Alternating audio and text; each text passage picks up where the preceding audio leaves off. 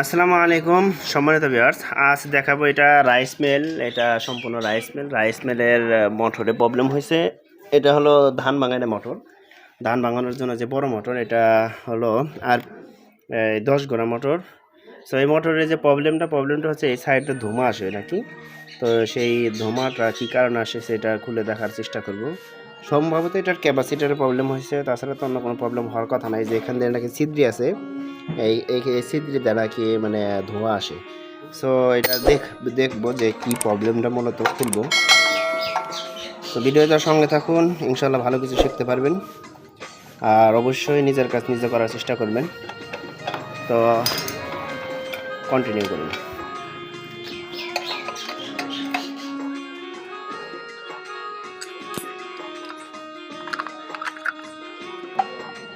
ও ক্যাপাসিটারের অবস্থা দিয়ে ভালো, গোলাগালিতে শেষ হয়ে গেছে। হ্যাঁ, যা ভেবেছিলাম তাই। দেখেন যে ক্যাপাসিটার এখানে প্রবলেম হয়েছে, এই যে এখানে পুড়ে গেছে আর কি। ক্যাপাসিটার ফাটার কারণে এই মূলত এই প্রবলেমটা হয়েছে। এখানে ভিতর থেকে ফাইটে এখানে আগুন ধরে যাওয়ার কথা, অথচ রাইস মিলটা যে চলছে এটাই অনেক কিছু। এটা আসলে কপাল ভালো দেখে চলছে, এটা তো চলার কথা না। এখান থেকে কিন্তু অলরেডি এটা বের হয়ে গেছে ভিতর থেকে। হ্যাঁ, ভিতরটা দেখেন, এটা কিন্তু অলরেডি বের হয়ে গেছে, পুরোটা বের হয়ে গেছে। সো এই ক্যাপাসিটারটা চেঞ্জ করে দেখাবো যে কি আসলে মূলত কি। দেখেন যেখান থেকে কিন্তু ফেটে গেছে অলরেডি।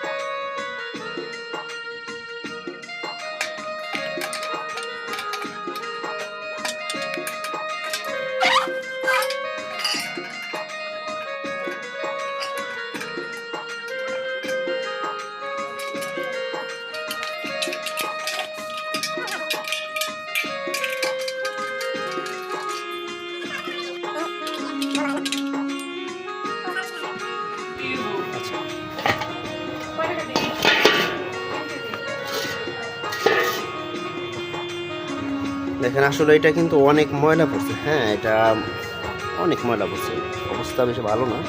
সো ক্যাপাসিটারটা চেঞ্জ করবো। আপনারা সম্পূর্ণ ভিডিওটা কন্টিনিউ করুন। দেখেন এই ক্যাপাসিটারটা কীভাবে পরিবর্তন করতে হয় সেই প্রসেসটা আমি এই ভিডিওতে দেখানোর চেষ্টা করব, সম্পূর্ণ প্রসেসটা দেখাবো। সো ভিউয়ার্স, ক্যাপাসিটার পরিবর্তন করার জন্য এখানে মূলত প্রথমে আগে যে কাজটা করতে হবে, তাহলে এই লাইনটা খুলতে হবে। এই লাইনটা আমরা খুলে নিচ্ছি।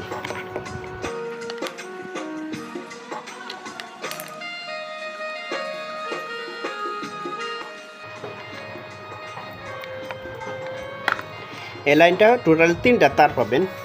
এটা হলো স্টার্টিং ক্যাপাসিটারের, এটা রানিং ক্যাপাসিটার এক তার, এটা হলো মোটরের ভিতর থেকে একটা তার আসছে। সো এই তারটা মোটরের ভিতর থেকে আসছে, এটা রানিং ক্যাপাসিটার তার, এটা স্টার্টিং ক্যাপাসিটারের তার। এই 3টা তার আপনারা এক জায়গায় লাগাই দেবেন। হ্যাঁ, 3টা তার কিন্তু এক জায়গায় থাকবে।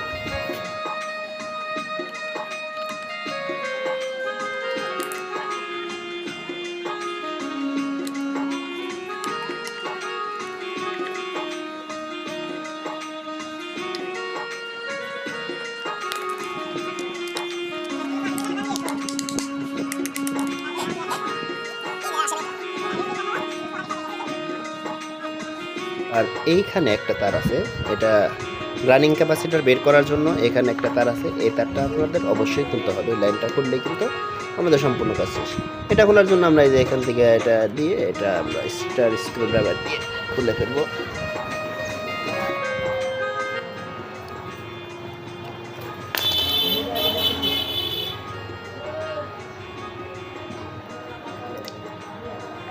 শেষ, আমাদের লাইনটা আউট হয়ে গেছে। এটা কিন্তু রানিং ক্যাপাসিটার, এটার ইউএফএ হচ্ছে 60 ইউএফ।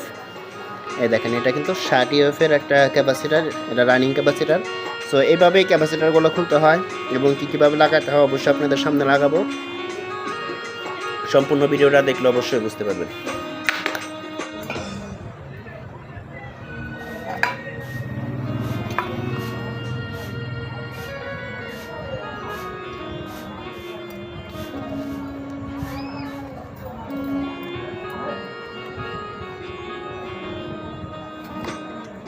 সো ভিউয়ার্স, এটা আমরা নতুন ক্যাপাসিটার আনছি। সো নতুন ক্যাপাসিটার এনে এটা ফিটিং দিচ্ছি। সো আপনারা সম্পূর্ণ ভিডিওটা দেখলে বুঝতে পারবেন যে কীভাবে এটা ফিটিং করতে হয়। তো সম্পূর্ণ ভিডিওটা কন্টিনিউ করুন।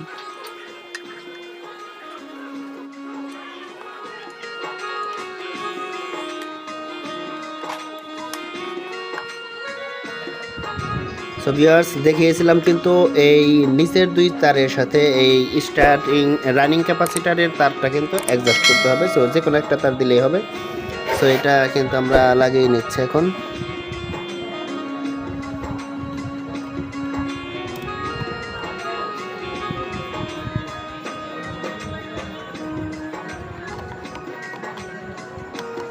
একটু টাইট করে লাগিয়ে দিবেন যাতে ঢিল না থাকে।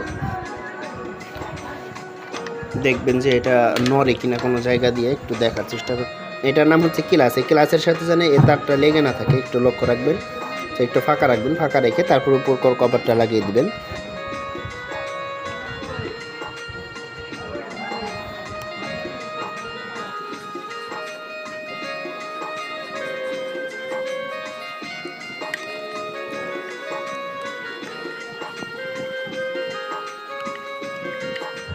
তারপর এই তারটা লাগানোর চেষ্টা করবেন। এই তারের সাথে এই তিনটা তার অ্যাডজাস্ট হবে, তিনটা তার অ্যাডজাস্ট হবে।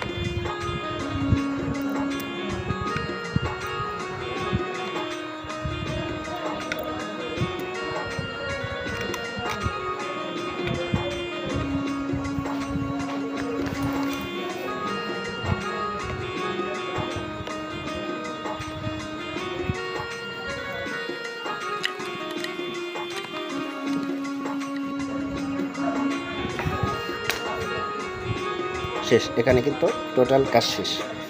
সো এখন আমরা উপরের কপারটা লাগিয়ে দেব।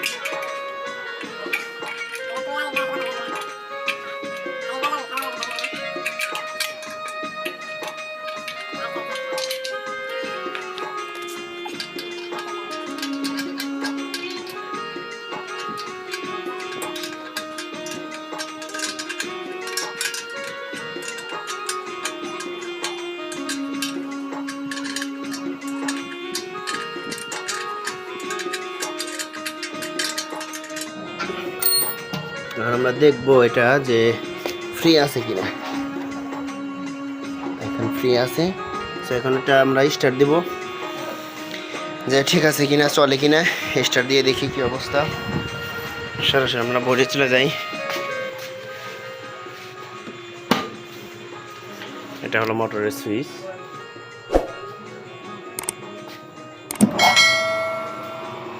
আমরা দেখতেছি চলে কিনা। আমরা কিন্তু স্টার্ট দিয়ে দিছি, অলরেডি চলতেছে। দেখেন